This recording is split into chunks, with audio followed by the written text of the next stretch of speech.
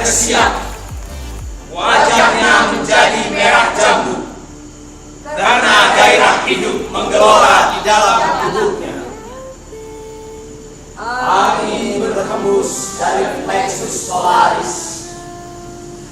Waktu berketujuh dan berpusing.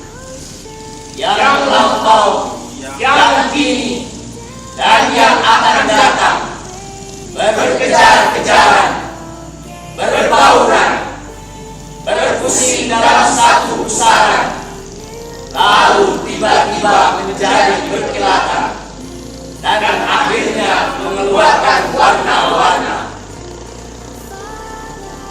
Kapal Waspadagama dengan layar-layar bertambal bertiang 3 dan 40 awak kapal yang tak pernah tidur mengembara. Angin meniup air dan waktu. Angin menyiarkan mimpi. Waspadagama berdiri tegak. Matanya terpicing karena cahaya surya. Dan angin meniup masuk ke lengan bajunya. Angin bahorok bagaikan naga yang menjalar. Luka-luka di sekujur tubuhnya ditusuk oleh mimpi, dipukul oleh asmara, dijerat oleh harapan. Ia menanamkan dirinya, menyuarakan duka ceritanya, dan ingin menyiksa makhluk lainnya. Mulutnya menganga, keluar mati. Tersebar dahaga dan makhluk yang lain tersiksa. Angin muson berjalan dalam tidurnya. Mimpi-mimpinya jatuh tercecer di jalan. Mutiara-mutiara kelabu, gagang laut yang terlena, cendrawasih yang kasmaran, api yang turun di padang rumputan. Angin muson tersarup langkahnya di pegunungan. Burung-burung kolibri yang mengiringnya mengeluarkan jeritan kacau yang mengagetkan pohon-pohon pinang dan menyebabkan semak-semak putri malu menguncupkan daun-daunnya. Maaf, saudara Aswar. Anda harus belajar bahasa angin. Berkali-kali angin menyusup di antara rambut-rambut Anda. Berbicara dengan nada was-was dan Anda malah tertawa. Pada waktu Anda berdiri di bordes kereta api, angin priangan menegur Anda, ingin mengingatkan akan catatan-catatan yang Anda lupakan. Tapi Anda berpaling pada wanita yang saat itu berada dalam pelukan Anda dan berkata, "Bersandarlah di dadaku dan jangan bicara." Angin pagi itu ramping, rambutnya tergerai. Ketika hari masih gelap, dia timbul dari cakrawala. Dan ketika terang tanah, dia sudah sampai ke kota. Hari ini angin pagi mengenakan gaun sutra. Buah dadanya yang kecil mengeluarkan bau wangi yang suci. Agak lain dari bau rambut yang menyerupai bau dahi dan bulu.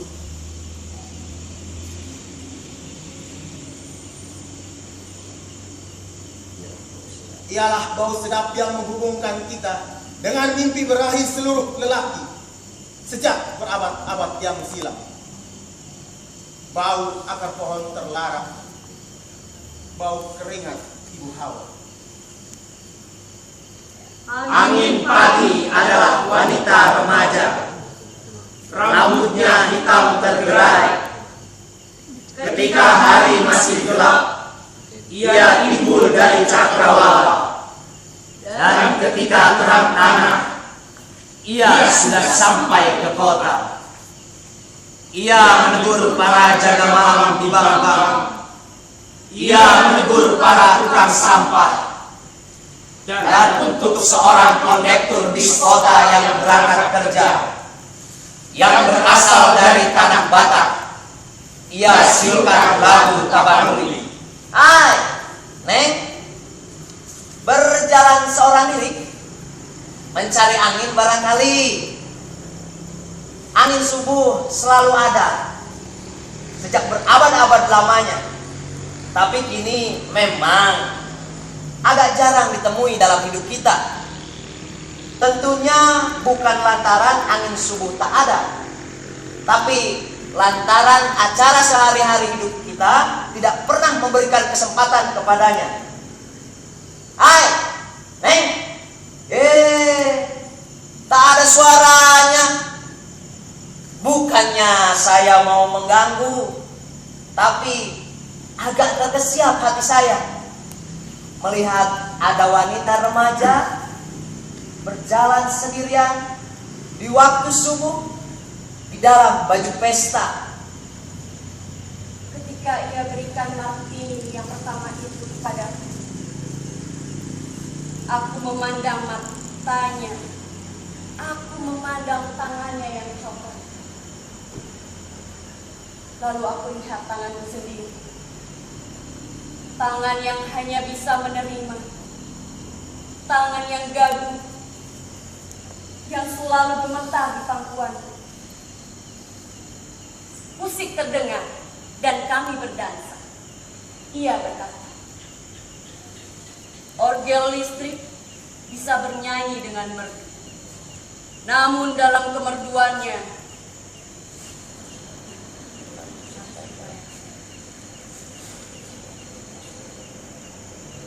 selalu terkandung jeritan dalam kemerduannya, seperti arus duka yang abadi yang mengalir di bawah permukaan air, yang nampaknya tenang dan berkilatan. Bagiku, ini satu keistimewaan. Aku menatap pada matanya. Matanya mengandung cerita tentang tanah-tanah yang jauh, pelangi di atas lautan, restoran yang bersih dan teduh, rumah yang penuh perabotan antik, dan malam yang menyebarkan bau melati. Hari makin larut, mengalir dalam jam-jam. Pesta berkembang seperti bunga gayu yang setiap gelombangnya berbeda warna. Pesta menyebar, terapung dalam bir, martini, whisky, soda, dan di bawah semuanya terasa arus bawah menyeret kaki. Wahai arus bawah, engkau selalu bersamaku. Bukalah semua jendela. Ya, Jendela dapur juga. Biarkan angin malam masuk ke dalam. Kalau ia bertiup dari selatan, maka ia dari masa lampau. Kalau ia bertiup dari utara, maka ia dari masa datang. Kalau ia bertiup dari barat, ia datang dari alam mimpi. Dan kalau ia bertiup dari timur, ia datang dari alam arwah leluhur kita. Ketika kulihat wajahku di cermin, di kaca jendela, darah tersiram ke pipi. Inikah wajahku? Astaga, mirip cerita Heraklitus dengan air kali. Barusan ku jamah wajah, dan kini setelah 1 jam lagi tak bisa dijamah wajah yang sama. ayo Neng, goyang. Begitu. You berdansa seperti kijang. Aku senang wanita likat. Astaga, ada sesuatu yang meleset di dalam otakku. Aduh, nasib perbendaharaan kata-kata. You tidak sekedar bergerak, you sudah bergerak dari irama ke melodi, dari melodi ke irama. You seperti kali. Barangkali ini yang benar. You seperti air kali, mengalir, selalu mengalir. Bagus. Coba sekarang aku hanyutkan diriku. Di dalam gelap jiwaku merintih, tanganku menggapai raba-raba. Kata-kata yang kulepas dalam tangisku, bagai onggokan sampah yang akhirnya menghibur diriku.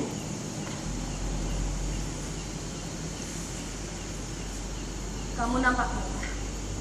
Tapi aku tidak apa-apa. Kamu dengarkah bunyi dari jauh itu? Suara angin dan hujan.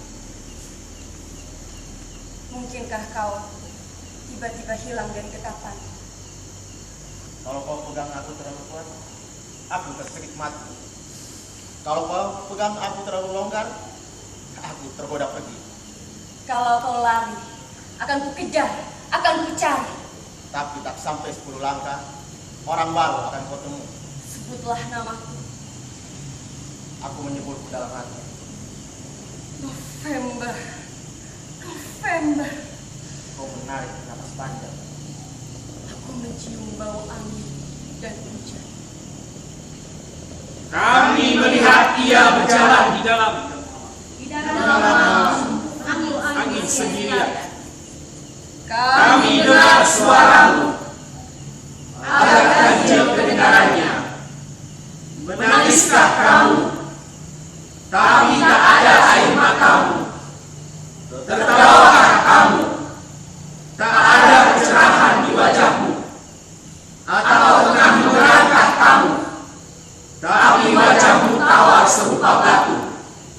Kami dengar suaramu, bagaikan suara makhluk purba, suara yang datang dari tempat dan waktu yang jauh. Aduh, Neng, kami tak tahu apa artinya suaramu. Kacau balau. Berabad-abad aku dengar kisah semacam ini. Asal mula uban di kepala kita. Buset.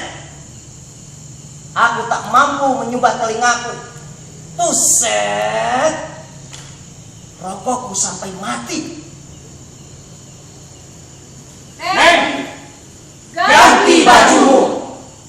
Biar serasi dengan pohonan. Biar serasi dengan mentari. Orang sudah disodorkan di bawah pintu. Roti yang baru sudah diedarkan. Neng, Tukang pos membawa surat dari ibumu. Hei Neng, Duilah, lampunya lupa kamu padamkan. Yang diharap tidak ada, yang ada tidak diharapkan. Kesadaran hidup adalah pemberontakan. Hidup tidak hanya untuk hidup. Kita hidup untuk menerima kehidupan. Kita harus belajar berdamai dengan mimpi-mimpi kita. Kita harus berkaca di dalam sepi. Benarkah sekarang ada krisis kesusastraan? Tetapi kesusastraan tidak berdiri sendiri. Hidup juga mengalami krisisnya. Maksudku, ini bukan soal metode atau kesalahan suatu sistem. Ini adalah irama kehidupan. Bukannya aku menyarankan tidak berbuat apa-apa, tapi hendaknya dikenangkan bahwa yang terpenting daya, bukan teori dan metode, karena semua berasal dari kehidupan. Kita harus berpaling pada kehidupan. Begitulah ini. Apakah engkau bangga akan remajaanmu? Aku tidak sempat berbangga. Aku tenggelam dalam kegelisahan. Kenapa kau gelisah? Aku gelisah karena keterbatasanku. Bagaimana kau tahu keterbatasanmu? Keterbatasan itu suatu rahasia. Ia baru menjadi nyata kalau kita melawannya. Perlawanan-perlawanan kita akan mengajarkan di mana batas kita. Ya, hidup adalah perlawanan.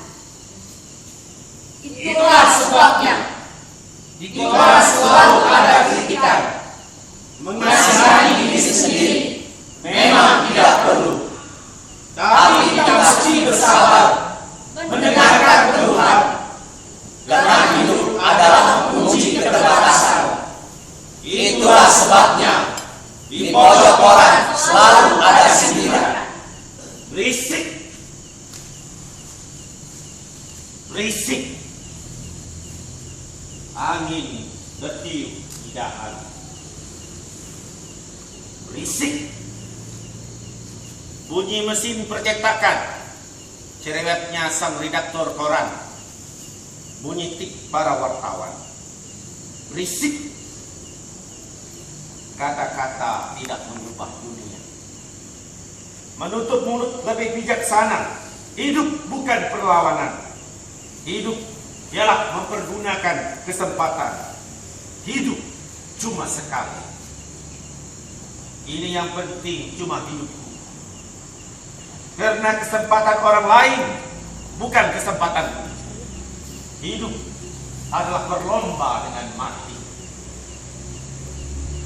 Jangan bicara tentang hiburan. Berisik. Hidupku adalah kekuatanku. Keluh kesahmu berisik. Kegelisahanmu berisik. Aturan mesti dipegang.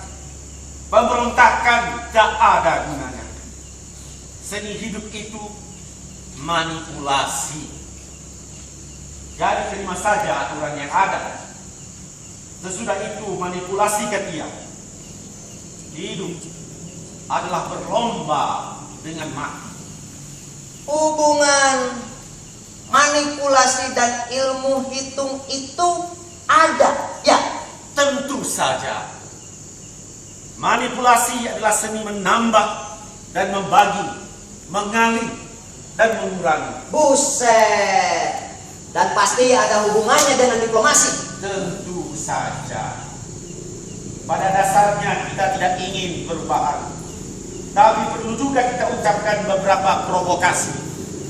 Dan kita juga tidak punya pendapat apa-apa. Namun perlu juga kita secara berselingan berkata tidak dan iya. Pendapat itu bukan isi pikiran. Pendapat adalah suasana perasaan. Buset. Tentu ada juga hubungannya dengan taktik perang. Tentu saja. Kita harus menyerang sebelum diserang. Kita hanya menyerang bila kita pasti akan menang. Dan ada tidak hubungannya dengan perdamaian? Kita hanya berdamai dengan yang kuat. Buset. Dan yang terkuat adalah sang Maung Dracula. Ia tegar bagai batu. Ia tak suka berisik. Ia tak punya imajinasi.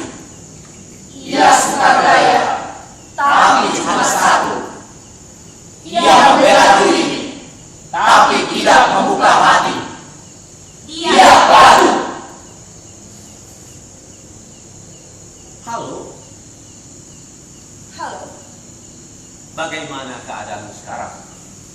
untuk sementara lumayan.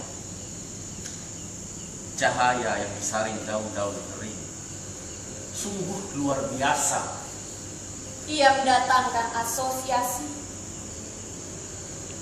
Ia membuat wajahmu semakin jelita. Engkau murah hati dengan pujian. Begitulah sikap saya pada wanita. Sikapku pada lelaki agak lain kelihatannya. Pada mereka, aku suka hati-hati. Style. Itu sesuai dengan pengalaman. Aku permisi. Mau pergi? Ya, Kenapa? Muak padamu. Neng, lihatlah aku. Semangat berada di sepatuku karena aku menuju kepadamu.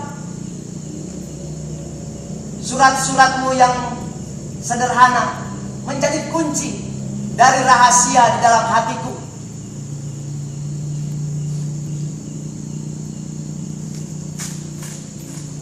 Dengarlah Neng, adaku karena adamu, adamu karena adaku. Hai.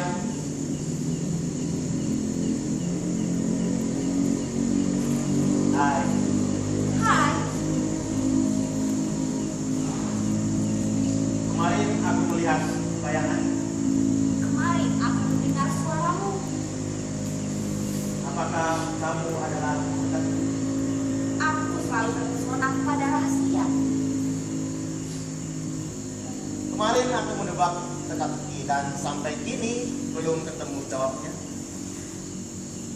Hidup itu seperti teka-teki.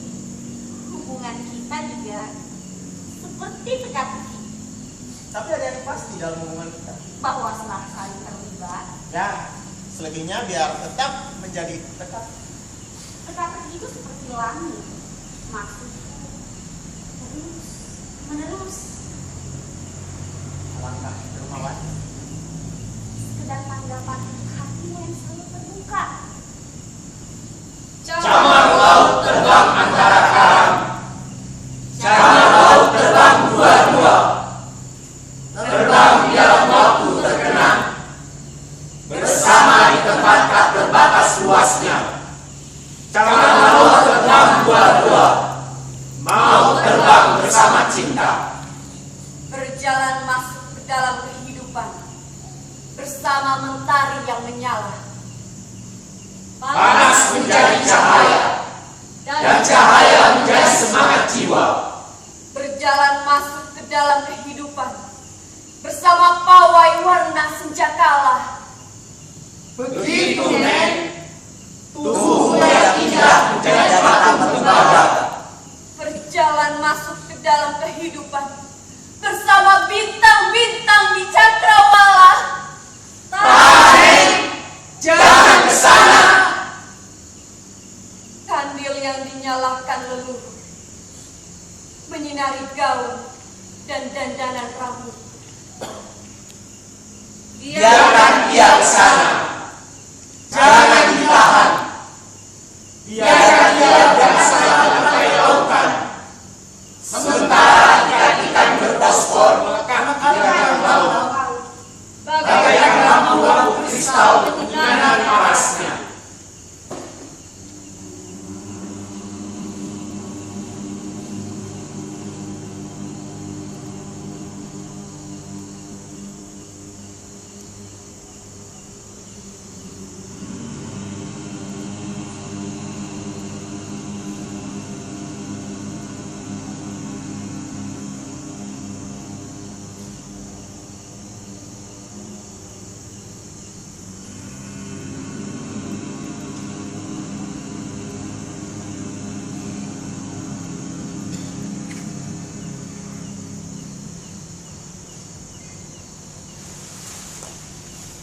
Vasco da Gama berbaring di geladak.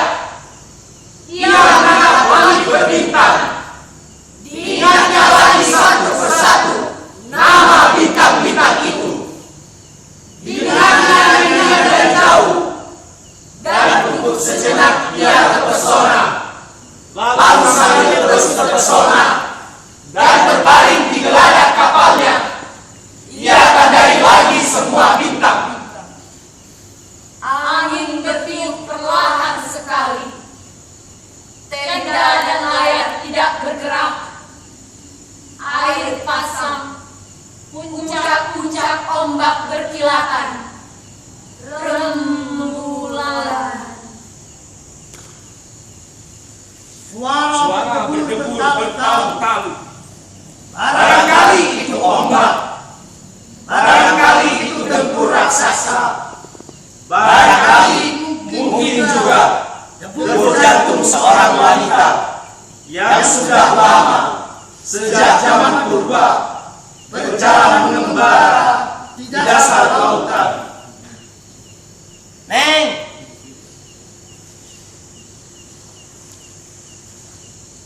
di manakah kamu?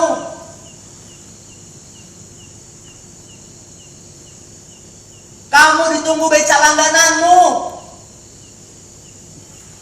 Angin bertiup sepoi-sepoi basah, beralun air yang hijau, dan di antara ganggang laut berkibaran rambutnya. Neng, mendengar kamu berdoa di kamarmu.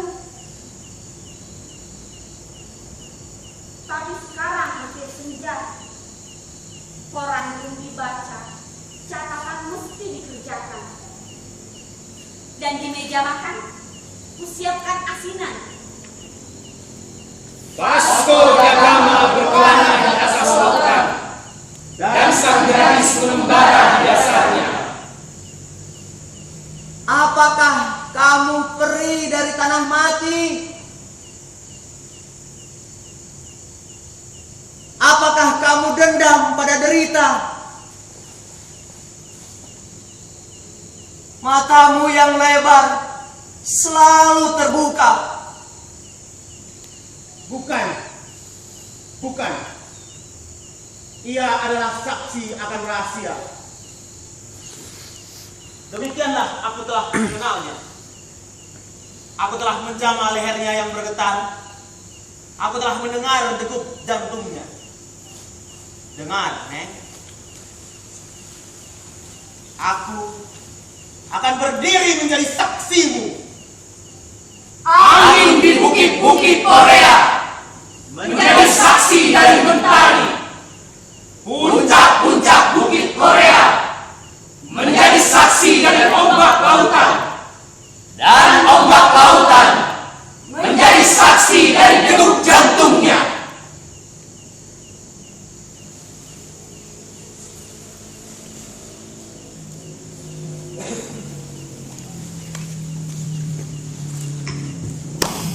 Kawan-kawan mana yang senang disebabkan oleh angin, sebuah sajak panjang yang terselip di perpustakaan di Hamburg ditemukan kembali pada 1985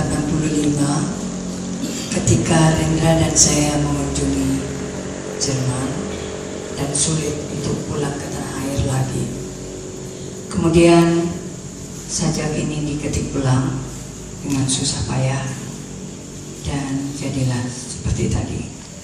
Kawan-kawan dari Sarawak hadir 2 hari yang lalu, jadi kami tidak sempat mengalami latihan dasar sekalian uji coba